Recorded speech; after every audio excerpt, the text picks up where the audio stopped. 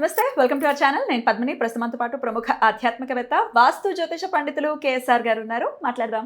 నమస్తే సార్. నమస్తే అమ్మా. చతుర్విధ పురుషార్థాలకి సంబంధించి నక్షత్రాలని కూడా చక్కగా వాటిని డివైడ్ చేస్తూ కూడా అస్ట్రాలజీలో ప్రిడిక్షన్స్ని ఇవ్వచ్చు అని చెప్పి మీరు చెప్పడం జరుగుతుంది సార్. అయితే ధర్మానికి సంబంధించిన నక్షత్రాలు ఏంటి, అర్థానికి అలాగే కామానికి సంబంధించిన నక్షత్రాలు ఏంటి అనేది చెప్పారు. ఇక ఫైనల్లీ మోక్షం వైపే వాళ్ళ జర్నీ ఉండేటటువంటి నక్షత్రాలుగా కన్సిడర్ చేయొచ్చాయి ఇప్పుడు మీరు చెప్పబోయేటటువంటి నక్షత్రాలు. అయితే కామంతో ముడిపడింది అంటూ ఏమీ ఉండదేమో అనిపిస్తుంది నాకు. అంటే ధర్మంగా ఉండడం కూడా కామం, అంటే అదొక కోరిక కదా. అర్థం సంపాదించడం కూడా కామమే. మోక్షం పొందాలి అనుకోవడం కూడా కోరికే కదా సార్. నాకు మోక్షం వద్దు అనుకుంటే ఏముంది, వాడు వెళ్ళాడు, ఇక్కడే ఉంటాడు కదా. మోక్షం అనేది కూడా మరి కోరికే కదా.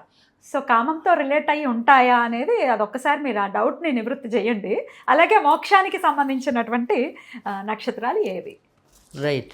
అంటే ఇక్కడ మనకి ఏదైనా కోరిక, అందుకని ఇక్కడ మనకి చెప్పింది ఏంటంటే ఫండమెంటల్ రూల్. అందుకే మనం ధర్మం అనేది, అంటే ఏదైనా సరే ధర్మబద్ధమైన కోరిక ఉన్నప్పుడు ఆ కోరిక కూడా మనకి మోక్షానికి అర్హమే అవుతుంది. సో అందుకని ఇక్కడ శృంగారం అవ్వచ్చు, ఇంకోటి అవ్వచ్చు, అది మీరు ధర్మబద్ధంగా చేస్తున్నారా లేదా. కరెక్ట్. సో ఆ ధర్మపాలన అనేది వీడనంత వరకు కూడా ఆ లక్ష్మణ రేఖ అనేది ఏదైతే ఉంటుందో అది దాటనంత వరకు మీరు ఎప్పుడు కూడా మోక్షానికి అర్హతలో ఉన్నట్టే.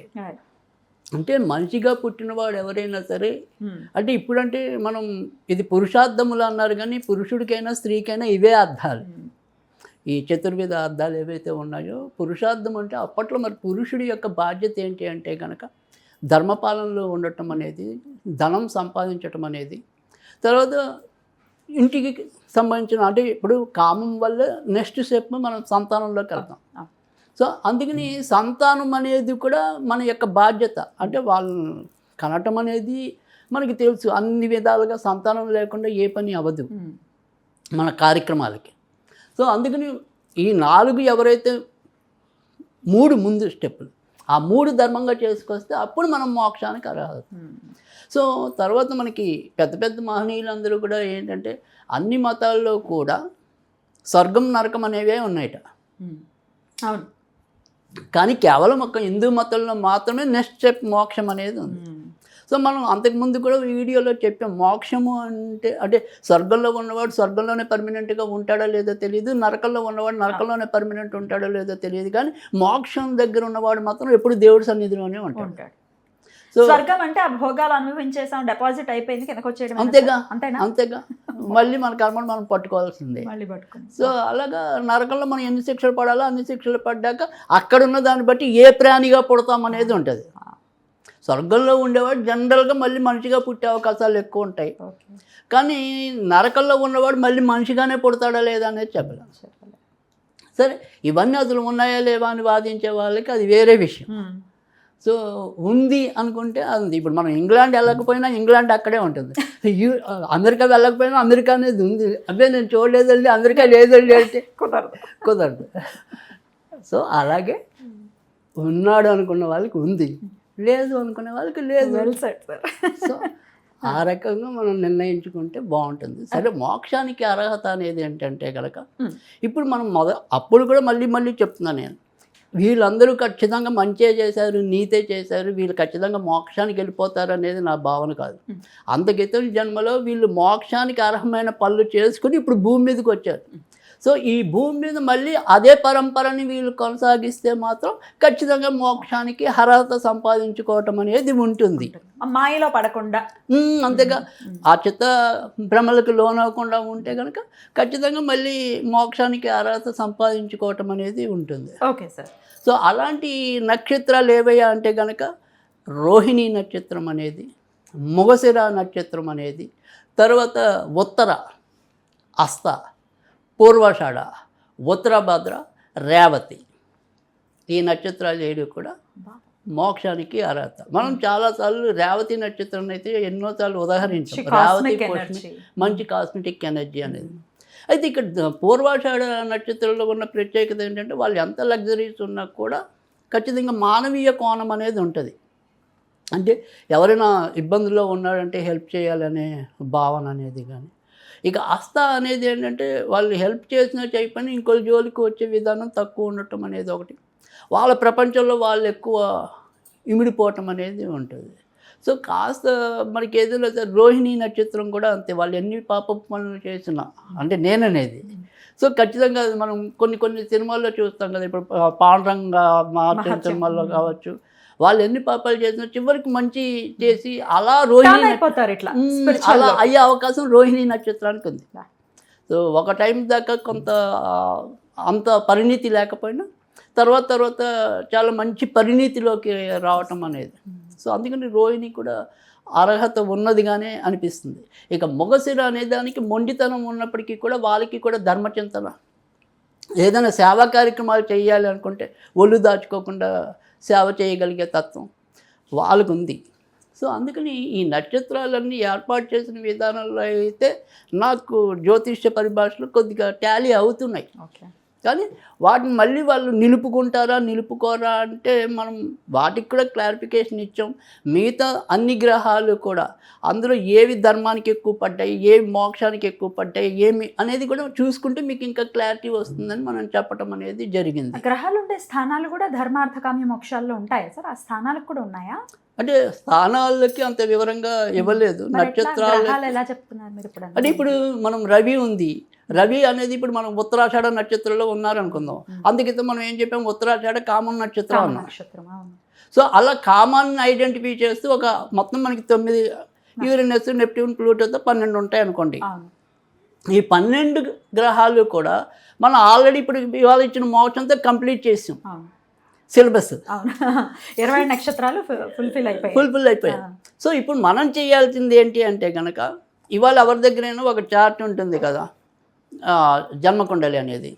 సో ఫస్ట్ లగ్నం ఇందులో ఏ నక్షత్రంలో ఉంది, సో చంద్రుడు ఏ నక్షత్రంలో ఉన్నాడు, సో రవి ఏ నక్షత్రంలో ఉన్నాడు.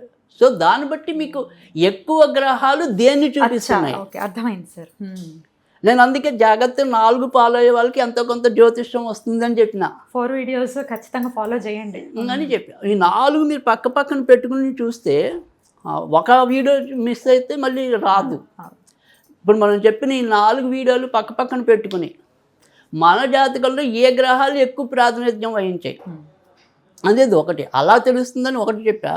రెండోది ఎలా తెలుస్తుంది అనేది అంటే, ఇప్పుడు సపోజ్ మనకొక నాన్నగారు, మనకొక అమ్మగారు, ఈ నాన్నగారికి సంబంధించిందంటే ఇప్పుడు సపోజ్ ఉదాహరణగా చెప్తాం, మన రాశులు వీళ్ళకి అర్థమవుతాయి కాబట్టి మేష రాశికి చంద్రుడు తల్లి అవుతున్నాడు. ఓకే, తర్వాత 9వ ఇంటి వాడిగా ధనుసు గురుడు తండ్రి అవుతున్నాడు అనుకున్నాం. సో తల్లి చంద్రుడు కామంలో ఉంటే వీళ్ళ అమ్మగారికి కామం ఎక్కువ ఉంటుంది, ధర్మం ఉంటే ధర్మం ఎక్కువ ఉంటుంది, వీళ్ళ అమ్మగారికి డబ్బు సంపాదన ఎక్కువ ఉంటే డబ్బు ఆర్ధానికి సంబంధించిన నక్షత్రాల్లో ఉంటుంది. సో దాన్ని బట్టి అలా కూడా అందుకే నేను చెప్పా, బోలన్ని షార్ట్ కట్లు ఉంటే మనం నేర్చుకుంటే టాలీ అవుతాయి కూడా. సో అందుకని మన ధనకారకుడు సపోజ్ ఇప్పుడు మేష రాశి ఉంది, ధనకారకుడు శుక్రుడు అవుతాడు వృషభం కాబట్టి. సో శుక్రుడు కామంతో ఉన్నాడు అంటే వీళ్ళ కోరికలతో డబ్బు సంపాదించుకోవటం అనేది ఉంటుందా, లేదా ధర్మానికి ఉంది ధర్మంతో డబ్బు సంపాదించుకోవటం అనేది ఉంటుందా. సో మోక్షానికి అనుగుణంగా డబ్బు సంపాదించుకుని దాన్ని ఖర్చు పెట్టడం ఉంటుందా, అలా అన్నీ ఈజీ ఉంటాయి. నేను అందుకే అన్నా మీకు పరిహారాలు ఇవ్వాలన్నా ఈజీ ఉంటుంది. సో అందుకని అది అర్థం చేసుకుంటే నేను ఈ నక్షత్రంలో పుట్టాను కానీ నేను ఇలా లేను అని కాదు, మీరు ఎందుకు వచ్చారు అనేది మనం చెప్తున్నాం, మీకు వచ్చిన దాన్ని సద్వినియోగం చేసుకోమని మీకు చెప్తున్నాం. సో ఆ రకంగా మీరు అర్థం చేసుకుంటే ప్రతి దాన్ని ఈజీగా మీ నాన్నెవరు, మీ అమ్మేవారు, వాళ్ళ పుట్టుకేంటి, తర్వాత మన చెల్లెవారు, మన అక్కవారు, మన ఇవన్నీ వస్తాయి. సో రాందేం లేదు. రైట్. అయితే మోక్షం వైపు అడుగులు వేయాలి డెఫినెట్గా, కొంతమందికి ఉంటుంది సార్ ఈ కోరిక కూడా. సో స్పిరిచువల్గా బాగా ఎదగాలి, మీరేమో మీరు చెప్పిన నక్షత్రాల్లో మా నక్షత్రం ఉంది, మరి ఎట్లా మా జర్నీని ఎట్లా స్టార్ట్ చేయాలి, మాకంతా గమ్య గోచరంగా ఉంది అనుకునే వాళ్ళకి ఏదైనా పాత్ చెప్పండి సార్. అంటే ఇక్కడ ఎప్పుడైనా సరే మనం మోక్షానికి అర్హత సంపాదించుకోవడం అంటే చాలా తేలికైన పద్ధతిలో మనకి చేతనైన దానం మనం చేసుకుంటూ వెళ్ళటమే.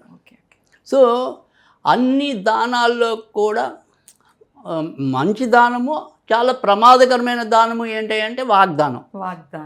అంటే నేను మీకు పలానా దానికి నేను పని చేసి పెడతా అంటాం, కానీ చేసి పెట్టాను, వారాలు గడుస్తుంటే నెలలు గడుస్తున్నా తొందరలో చేస్తాను, అది ఇంకా ప్రమాదం. అంటే ఎప్పుడైనా సరే అందుకని తండ్రికి ఇచ్చిన మాటకి కట్టుబడే రాముడు వెళ్ళటం అనేది మనం చూసాం. అవును సార్. సో ఎక్కడ కూడా ఎవరు కూడా సత్యహరిశ్చంద్రుడు సత్యపాలన చేశాడు కాబట్టి ఆయనకి అంత మంచి పేరు వచ్చింది. సో వాగ్దానం అనేది ఇంకా డేంజర్. పలానా మీకు చేసి పెడతానంటే చేసి తీరాలి, చేయాల్సిందే. ఎన్ని ఇబ్బందులు పడినా సరే అదే తర్వాత విషయం. అందుకని ఉత్సాహం పడిపోయి చేసేస్తాను అనకూడదు, ఆలోచించుకోవాలి.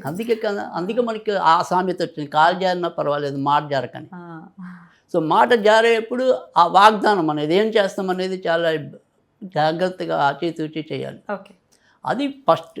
తర్వాత రెండోది వాగ్దానం పక్కన పెడితే అంతో కొంత ఏదో ఒక దానం చేస్తూ రావటం అనేది మన శక్తి. అందుకని చాలామంది మనకి అటు ఇటు ఆర్థిక సూత్రాల్లో కూడా చెప్పింది అదే, మనకి అటు ఆధ్యాత్మిక సూత్రాల్లో కూడా చెప్పింది ఇదే. సో నువ్వు 100 రూపాయలు సంపాదిస్తే 10 రూపాయలు నీది కాదు అనుకోమంటుంది ఆర్థిక శాస్త్రమైనా ఆధ్యాత్మిక శాస్త్రమైనా. ఈ 10 రూపాయలు అసలు మీకు కాదు, మీరు 90 రూపాయలు సంపాదించాలి. అప్పుడే మళ్ళీ మళ్ళీ వస్తూ ఉంటుంది కదా సార్. అంతే కదా, ఈ 10 రూపాయలు మీరు ఖచ్చితంగా సద్వినియోగం చేసుకోవడం అనేది ఎకనామిక్స్ చెప్తుంది, దేవుడికి చెందాలి అనేది ఆధ్యాత్మికం చెప్తుంది. ఎందుకంటే నీకు 100 రూపాయలు ఇచ్చిన ఆయనకి నువ్వు 10 రూపాయలు ఇవ్వా, ఇవ్వడానికి మనసు రాదు. ఇప్పుడు 1,00,000 రూపాయలు సంపాదిస్తున్నారు, 10,000 ఇవ్వాలి, అమ్మో 10,000. అదే కదా. కానీ మనం ఆ 10,000 పిచ్చి పిచ్చి వాటికన్నిటికీ మనకు ఖర్చు పెడతాం. సో అందుకని నీకు ఇచ్చిన దేవుడు ఎప్పుడు 90 రూపాయలు అనేది గుర్తుంచుకోండి. 100 రూపాయలు ఆయన మీకు ఇచ్చాడు అంటే ఆయన ఇచ్చింది కేవలం 90 రూపాయలే. 10 రూపాయలు మీకు ఆయనకు చెందేలాగా రాసుకున్నాడు వీలునామా. సో అందుకని అది మీరు గ్రహించట్లా. సో మోక్షం కావాలి అంటే ఈ రకమైన ఆలోచనలు ఉన్నప్పుడు ఖచ్చితంగా మోక్షం వస్తుంది. అద్భుతం సార్, చాలా బ్యూటిఫుల్గా ఎక్స్ప్లెయిన్ చేశారు సార్. డెఫినెట్గా ఈ మోక్షం మార్గంలో ఉన్నటువంటి లేకపోతే మోక్షానికి సంబంధించిన నక్షత్రాలు పుట్టారంటే నిజంగా ఆల్మోస్ట్ ఫినిషింగ్. అంతేగా, పునరపి జననం పునరపి మరణం, ఎంత అద్భుతమైన విధానం అది. సో వెళ్ళిపోతున్నారు, మంచి స్టేజ్కి వెళ్తున్నారు. సో ఇక్కడ అన్ని మళ్ళీ మళ్ళీ అంటే ఈ మాయలో పడకుండా వెళ్ళు డెఫినెట్గా చాలా ఈ మోక్ష మార్గంలోనే వెళ్ళాలని. మాయలో పడిన వాళ్ళని బయటకు తీసుకురాగలిగే వాళ్ళు ఈ మోక్షానికి అర్హులైన వాళ్ళు. సో కూడా డ్రైవ్ చేస్తారు. అంతే కదా. ఇప్పుడు మరి భగవంతుడు ఏం చేస్తాడు, మోక్షానికి వచ్చిన వాళ్ళు నాయన వాడుగా అక్కడ చెడిపోతున్నాడు, వాళ్ళు వెళ్ళి నువ్వు కారణ జన్ముడే వాళ్ళని వెళ్ళి బాగు చేసుకురా అంటాడు. సో అలాంటి మనకి ఉన్నతమైన స్థితిని కలగజేస్తున్నాడు అంటే అంతకన్నా ఏముంది. ఈ నక్షత్రాలు వాళ్ళు మన ఇంట్లో ఒక్కళ్ళు ఉన్నా కూడా నిజంగా ఆ కుటుంబమే ధన్యం అని ఖచ్చితంగా చెప్పాలి. చక్కటి మార్గంలో నడిపిస్తారు అని అంటున్నారు కాబట్టి అద్భుతం సార్, చాలా బ్యూటిఫుల్ గా ఎక్స్ప్లెయిన్ చేశారు. మా నక్షత్రం ఇదేనండి, మీరు చెప్పినట్టుగా ఏమి క్వాలిటీస్ లేవంటే ఇందాక చెప్పినటువంటి పారామీటర్స్ అన్నిటినీ కూడా కన్సిడర్ చేసుకోవాల్సి ఉంటుంది. సో చాలా బ్యూటిఫుల్ గా ఎక్స్ప్లెయిన్ చేశారు సార్, కృతజ్ఞతలు. నమస్తే సార్.